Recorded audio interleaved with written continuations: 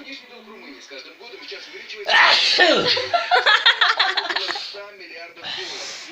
Активнее всего долг рос с 2007 года, когда страна вступила в Европейский Союз. Несмотря на то, что зарплаты и пенсии... исследования Евростат в 2014 году... Ой, бедный Дадака, издеваемся. В Румынии приблизилась от всего населения 40,2%.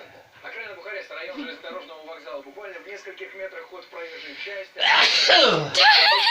Смотрите, так называемый лаз, внутри огромное количество вещей. Здесь довольно тепло, попробуем забраться внутрь. Здесь повсюду разбросаны куски еды, хлеб, Будь здорова. творог, бумаги с испражнениями, огромные тараканы. Здесь отвратительный запах. И если присмотреться, здесь даже есть несколько комнат. Вот здесь, судя по всему, спальня.